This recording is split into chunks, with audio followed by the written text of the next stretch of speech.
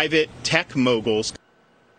Well, exactly. So we knew that Zuckerberg spent close to $500 million on the last election, but until now we didn't have many details on what that money went to. Molly Hemingway did the legwork on that.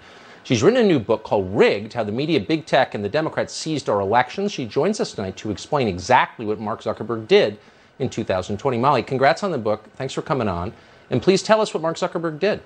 Thank you. Yes, in my new book, Rigged, I tell the story of how Mark Zuckerberg, who's one of the world's most powerful and wealthy men, funded the takeover of government election offices that are in charge of voter registration, voting, and vote counting.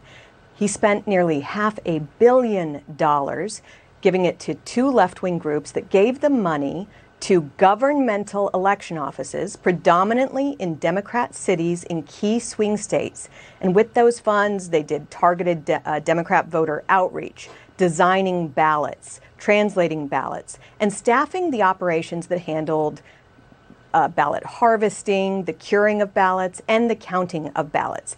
And to be clear, this is not campaign spending.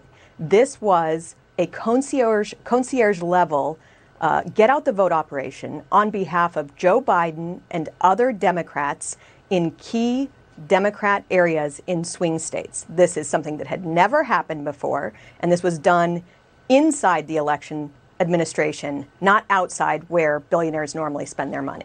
Well, how are billionaires allowed to run our elections? I mean, as if they don't have enough power over our society. Well, what's so amazing is, as Governor DeSantis noted, they had to make it illegal this year. It wasn't illegal when it was done because nobody ever imagined that tech oligarchs could control democracy by embedding left-wing activists into the election system. Even in states where people pay a lot of attention to this, like Wisconsin, they didn't even know really what was going on. And because they claimed these were nonpartisan, they didn't realize until it was too late that Democrat counties were getting the vast outsized portion of the votes, and that it really made a difference in the final vote totals. Boy, I wish the campaign that was running against Biden would have said more about this at the time. I mean, this seems like a massive scandal to me.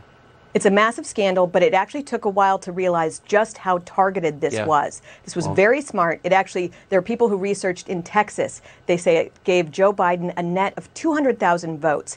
Now, that didn't mean that it made the difference in Texas, but that figure would make the difference in Wisconsin, Georgia, Pennsylvania, and Arizona. Virtually every swing state. And I got to be honest, I didn't get it either until your book came out. So probably give them a pass on that. Lots of details in there. You wrote it. Exactly. Molly Hemingway, thanks so much. Thank you. So Joe Biden's presidency isn't going well unless the goal is to wreck our institutions.